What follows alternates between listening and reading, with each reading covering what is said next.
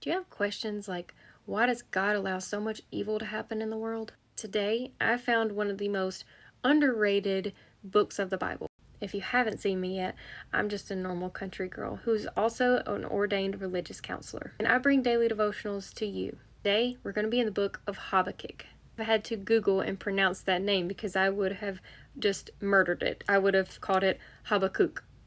But apparently it's called Habakkuk. So that's what we're going to go with. These questions are the same kind of questions that I even had as a Christian of why is so much suffering allowed to happen and why is so much bad things happening right in front of us? Why doesn't God stop it?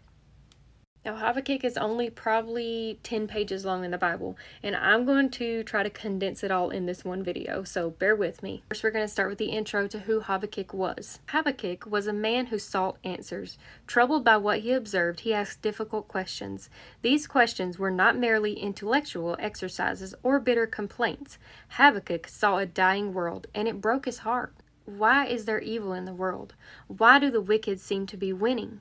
He boldly and confidently took his complaints directly to God, and God answered with an avalanche of proof and prediction. Most of the first chapter is about Habakkuk's questions, but as chapter 2 begins, he declares that he will wait to hear God's answers to his complaints. Then God speaks, telling the prophet to write his answers plainly so that all will see and understand. Saddened by the violence and corruption he saw around him, Habakkuk poured out his heart to God. Today, injustice is still rampant, but don't let your concern cause you to doubt God or rebel against Him. Instead, consider the message that God gave Habakkuk and recognize God's long-range plans and purposes. Realize that God is doing right, even when you do not understand why He works as He does. Judah's forthcoming punishment would be at the hands of the Babylonians. Habakkuk was appalled that God would use a nation more wicked than Judah to punish Judah. But the Babylonians did not know that they were being used by God to help Judah return to Him, and the Babylon's pride and its victories would be its downfall. Evil is self-destructive, and it is never beyond God's control. When we deserve punishment or correction, how can we complain about the kind of discipline that God is using on us? Now, chapter 2, God says, Habakkuk, be patient. I will work out my plans in my perfect timing. It isn't easy being patient, but it helps to remember that God hates sin even more than we do, and punishment of sin will certainly come. Crop failure and the death of animals would devastate Judah, but Habakkuk affirmed that even in the times of starvation and loss, he would still rejoice in the Lord. Habakkuk's feelings were not controlled by the events around him, but by the faith in God's ability to give him strength. When nothing makes sense to you, and when troubles seem more than you can bear, remember that God gives strength. Take your eyes off your difficulties and look to God. God will give His followers sure-footed confidence through difficult times. At the proper time, God will bring about His justice and completely rid the world of evil. In the meantime, God's people need to live in the strength of His Spirit, confident in His ultimate victory over evil. It's coming. Habakkuk had asked God why evil people prosper while the righteous suffer.